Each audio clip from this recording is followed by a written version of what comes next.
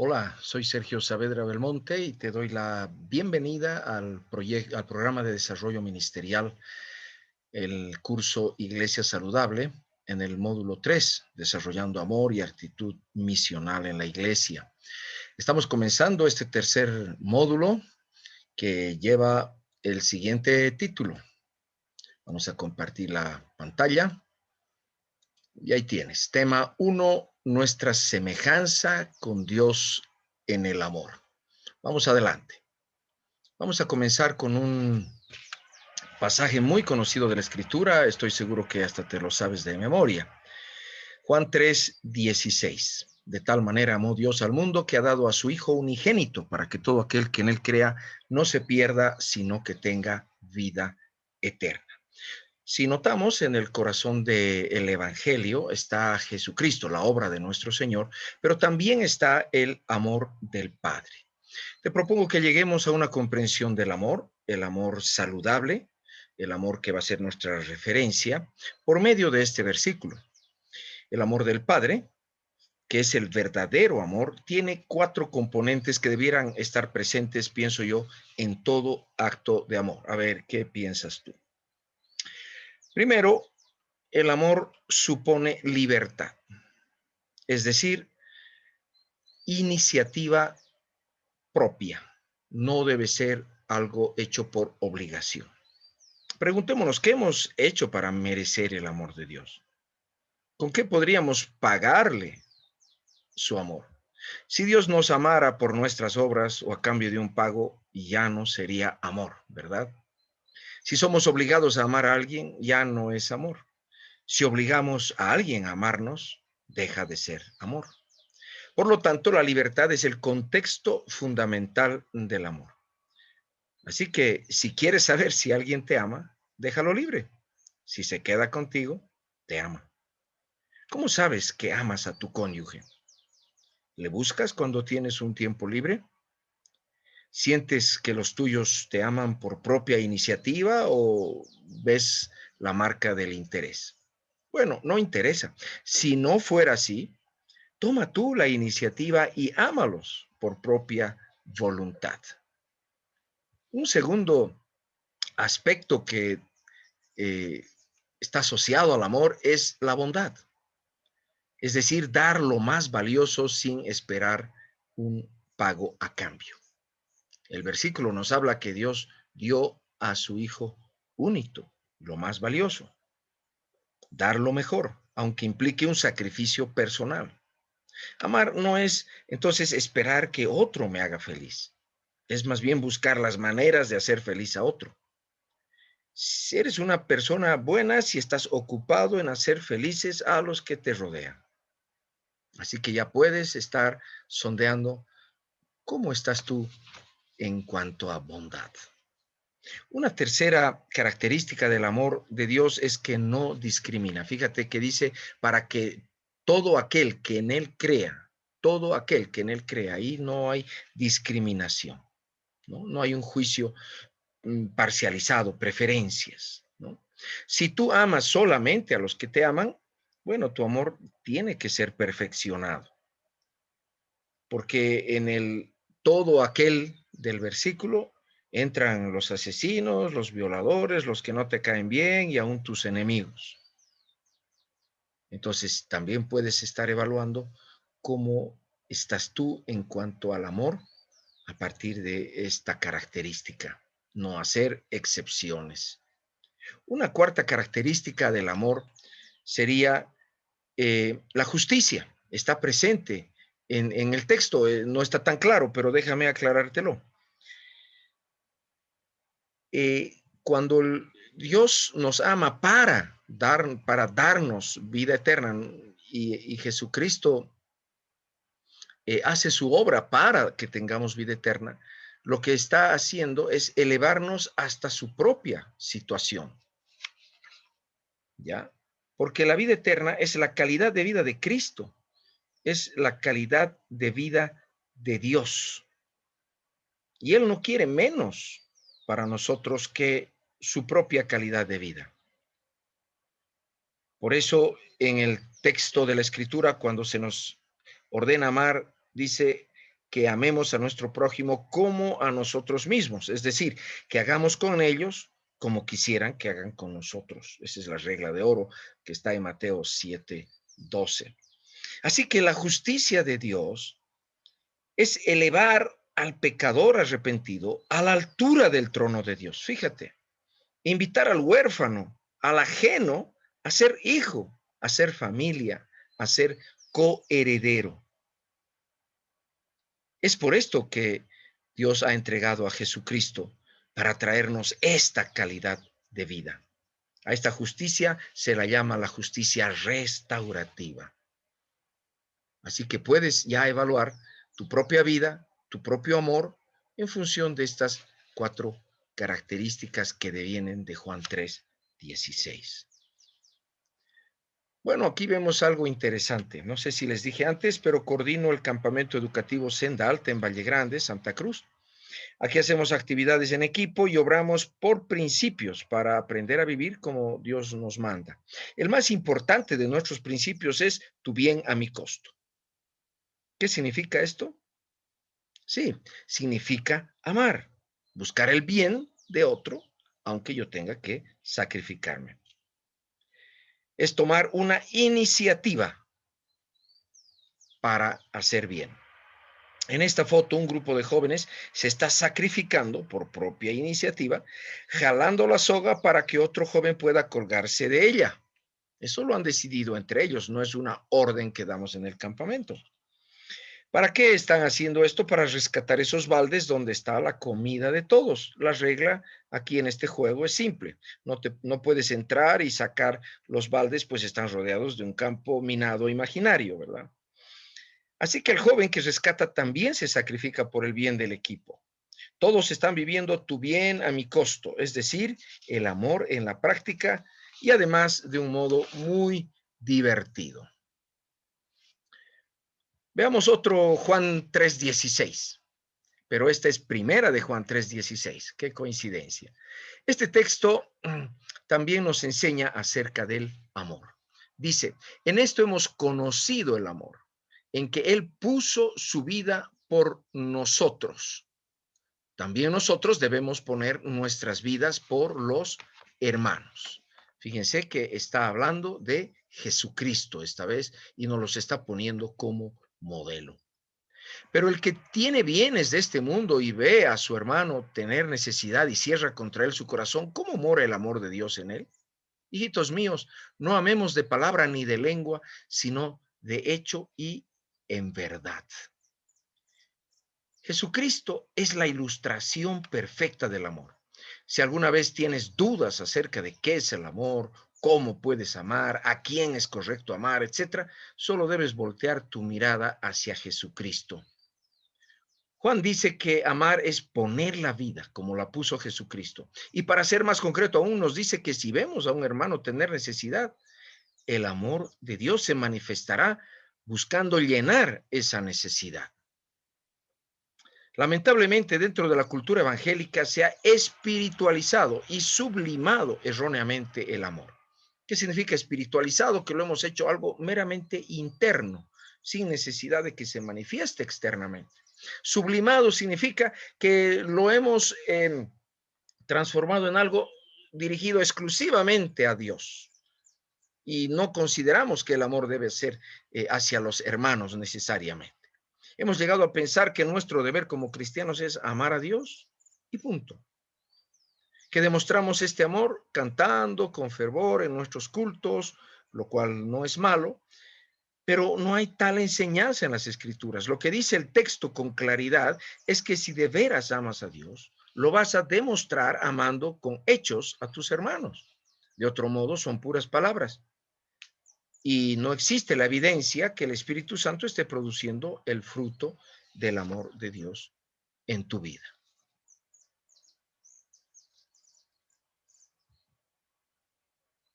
Aquí vemos otra foto de un caso de tu bien a mi costo. En el campamento tenemos una laguna de donde es muy difícil salir. El único camino de salida es una lona enjabonada, resbalosísima. Si el equipo logra salir, el equipo vence el desafío. Aquí el individualista aprende a ser solidario. Al principio, los jóvenes prueban su agilidad tratando de salir corriendo por la lona hacia arriba. Y tienen unas caídas espectaculares y la verdad muy graciosas, hasta que se dan cuenta que no lo van a lograr solitos. Deben trabajar en equipo. Entonces idean escaleras humanas para que unos suban por encima de sus espaldas, luego cuerdas humanas, como la que vemos en la foto, para que otros logren subir. Por esto, el trabajo en equipo es el mejor contexto para aprender a amar. Recuérdalo.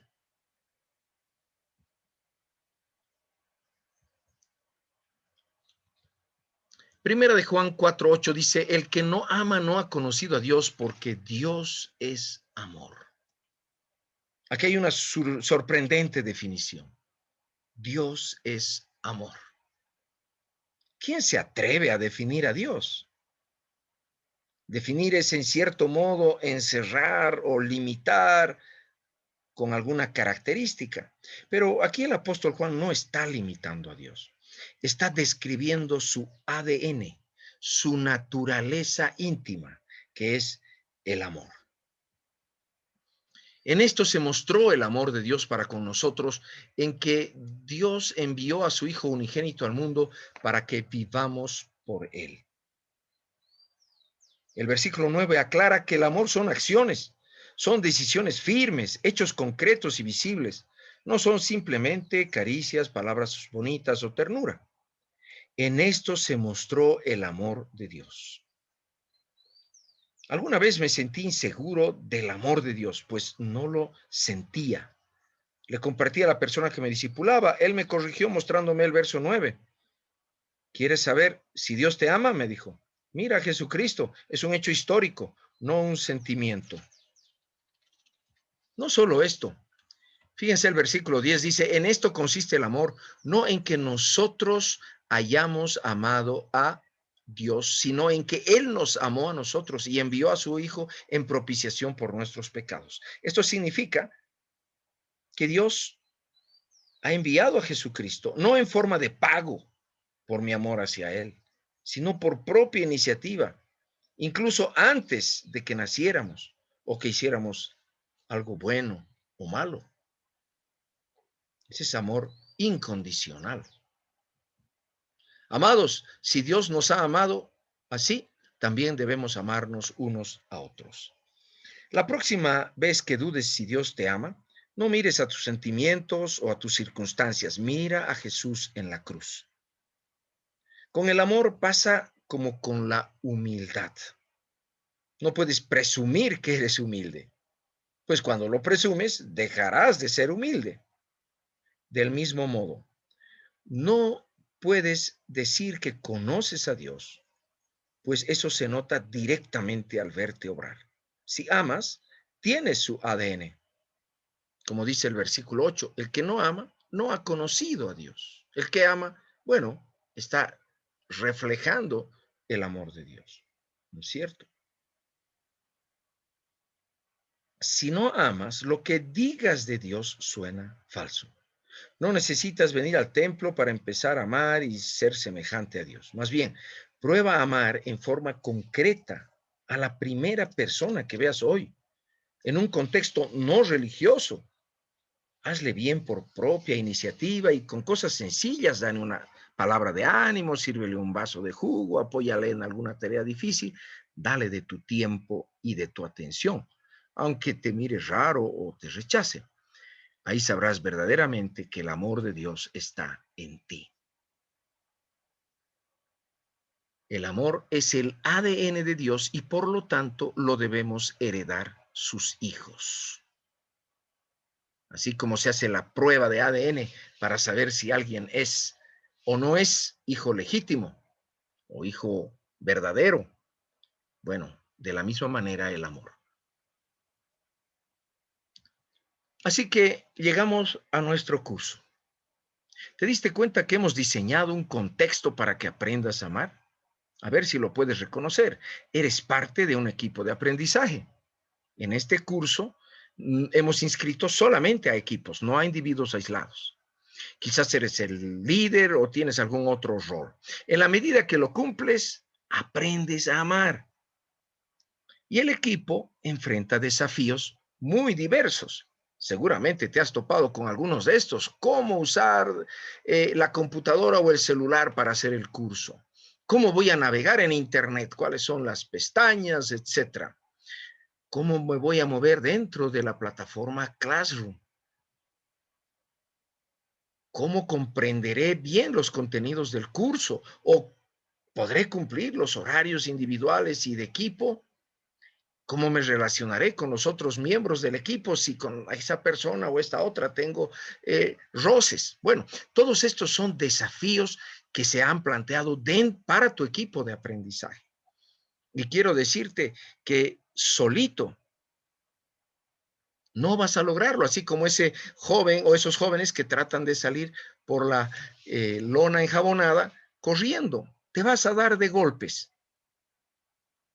Tienes que recordar que aparte de tu equipo, tienes la guía del Espíritu Santo y también el apoyo de tus asesores internos y externos, quienes aprendemos también a amar al servirte en tus necesidades. En la medida en que todos nos servimos unos a otros, vamos aprendiendo a amar. Aprendemos tecnología, aprendemos los contenidos académicos del curso basados en la Biblia, de modo que alcanzamos la madurez cristiana, que no es otra cosa que el amor, es decir, manifestar la plenitud del ADN de Dios en nuestro carácter en formas muy concretas. Veamos lo que dice la Escritura sobre este punto. Efesios 4, 11 al 13 dice, y él mismo constituyó a unos apóstoles, a otros profetas, a otros evangelistas, a otros pastores y maestros, a fin de perfeccionar a los santos para la obra del ministerio, para la edificación del cuerpo de Cristo, hasta que todos lleguemos a la unidad de la fe y del conocimiento del Hijo de Dios, al hombre perfecto, a la medida de la estatura de la plenitud de Cristo. Bueno, esta es una descripción fantástica de lo que es la iglesia en cuanto a nuestro crecimiento y madurez. Lo que pudiéramos resumir de esta primera parte es que alcanzarás la estatura de Cristo en la medida en que ejerces tu ministerio en una iglesia que está creciendo hacia la estatura de Cristo. En la medida en que eres simplemente un ente pasivo o un asistente que mira de palco, no vas a madurar. Aunque escuches todas las prédicas del pastor o aunque asistas a todas las reuniones de oración y de ayuno. Es en la medida en que ejerces tu ministerio y permites que ejerzan sobre ti que creces. La siguiente parte dice así que ya no seremos niños fluctuantes, llevados por doquiera de todo viento de doctrina, por estratagema de hombres que para engañar emplean con astucia las artimañas del error. Ya no seremos niños. ¿Qué seremos entonces? Bueno, maduros, sino que siguiendo la verdad en amor, crezcamos en todo en aquel que es la cabeza, esto es Cristo, de quien todo el cuerpo, bien concertado y unido entre sí, por todas las coyunturas que se ayudan mutuamente, según la actividad propia de cada miembro, recibe su crecimiento para ir edificándose en amor. Así que la estatura tuya y la estatura de tu iglesia se mide en el amor, un amor concreto, un amor sacrificial, un amor de obras. Si recuerdas el módulo anterior, el propósito de Dios para ti en lo personal es que alcances la estatura de la plenitud de Cristo. Esa es tu esperanza cristiana en lo personal. Debes confiar que Dios está empeñado en esto. Si le dejas obrar, lo vas a alcanzar. No es algo mágico, pues Dios no obra como un mago. Él es tu padre y te va a llevar a esta meta como un padre, con amor, disciplina, tiempo y a veces palizas. Bueno, la iglesia es el mejor contexto para madurar en la semejanza de Cristo, siempre y cuando esta iglesia obedezca a este patrón de la escritura que estamos leyendo aquí, no a nuestras ideas enfermas de lo que pueda ser la iglesia. Si la iglesia es saludable, tú vas a madurar. ¿Y cómo es saludable?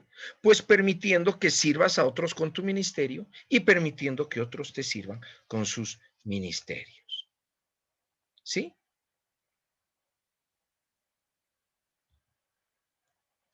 Tu Padre Celestial quiere que el ADN de Cristo, el amor, se manifieste plenamente en ti. Aprender a amar es el fin de la vida cristiana y de la vida en general. Mientras no hayas aprendido a amar como Cristo, te queda aún por aprender. Medita en esto, por favor. La iglesia como cuerpo o equipo está diseñada para que conozcas a Jesucristo por medio de la Biblia y desarrolles fe. Crezcas en su semejanza, que es tu esperanza, a medida que ejerces tu ministerio, que significa servicio, por amor, haciendo de este modo crecer la iglesia en el ejercicio de la justicia del reino, que es la esperanza, la única esperanza en realidad que tiene este mundo. En la Biblia encontramos el diseño de la iglesia para que puedas crecer hacia la madurez en amor, que es Cristo, y para ser luz en tu comunidad tan necesitada. Lamentablemente hay dos enfermedades del amor que impiden esto. El clerilaicismo. Como ya se anticipó en el módulo 1, esta grave enfermedad de la iglesia está presente aún de maneras muy sutiles e impide el crecimiento o maduración de los miembros. Consiste en entender la iglesia como una religión, con dos estamentos: el clero o los religiosos profesionales y el laico o la gente que se hace servir por el clero o bien de quien el clero se sirve. Lutero en la Reforma ya enfrentó a esta enfermedad cuando estableció la doctrina bíblica que había quedado sepultada por siglos de clericalismo de la Iglesia romana, la doctrina del sacerdocio universal de todos los creyentes. En el cuerpo de Cristo no hay unos que se dedican a tareas espirituales y otros que se dedican a tareas menos espirituales. No hay cristianos de primera o cristianos de segunda. Cuando los apóstoles intentaron hacer esta jerarquización, según el libro de Hechos, capítulo 6, nombrando a 7 diáconos para servir a las mesas y reservándose la tarea de orar y predicar exclusivamente para ellos, el Espíritu Santo corrigió de la siguiente manera. En capítulo 7 vemos a Esteban, uno de esos diáconos, predicando el evangelio en pleno puerta del templo y teniendo el privilegio de llegar a ser el primer mártir de la iglesia, porque en respuesta a su predicación lo apedrearon.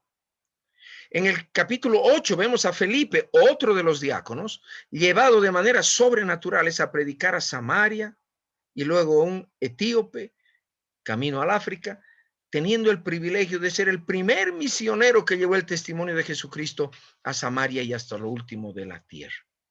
Quiero aclarar que no está mal que la iglesia se organice en ancianos, diáconos u otros cargos, pues son cargos necesarios para que haya orden y un principio de autoridad.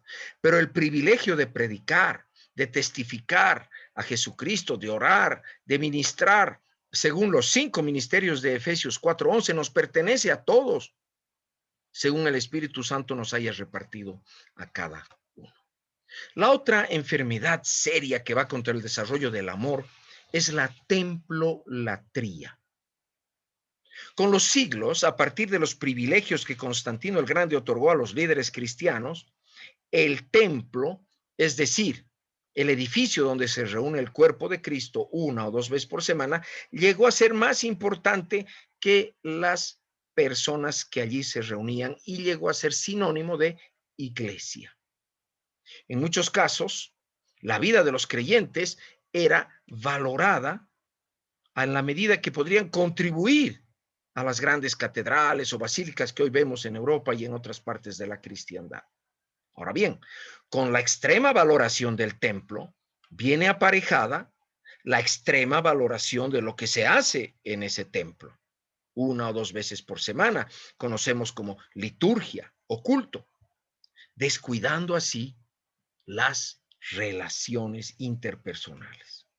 Así llegamos a la forma religiosa que hoy vemos en el cristianismo, en la que el laico es apenas un participante pasivo, sino un mero espectador de lo que el clero hace dentro del templo durante la liturgia o culto. ¿Notas el signo de enfermedad que afecta el amor en la templolatría? Frente a esto debemos afirmar una y otra vez la verdad bíblica y central que la iglesia es el cuerpo de Cristo, que todos somos miembros unos de los otros y que Dios ha diseñado este cuerpo como un equipo o una multiplicidad de equipos, ¿ya? En la que todos tienen algo importante que hacer, sirviendo a sus hermanos y a la comunidad que les rodea por el Espíritu de Cristo, que es el Espíritu de Dios, que es un espíritu de amor. Vamos a concluir este tema haciéndonos 4 preguntas.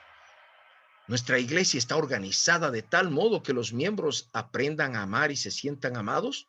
Esta es una pregunta de diagnóstico. Pero este módulo y este tema tienen que ver ya no con diagnósticos, sino con propuestas. Así que busquemos en oración la respuesta a esta segunda pregunta.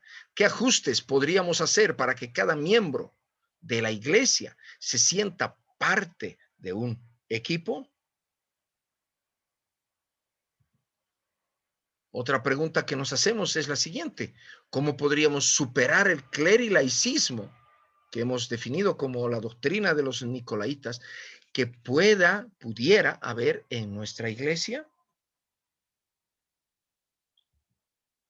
¿Cómo podríamos superar la templolatría que pudiese enfermar el amor en nuestra iglesia? Pues preguntémosle al Señor, ¿qué quiere que hagamos para que nuestra iglesia sea el contexto para el crecimiento y maduración en amor de cada miembro? El Señor les guíe en su reflexión individual, en su reflexión como equipo, y saquemos aportes que vienen desde el trono mismo del Señor para desarrollar el amor en nuestras congregaciones. Dios les bendiga y no olviden hacer sus tareas.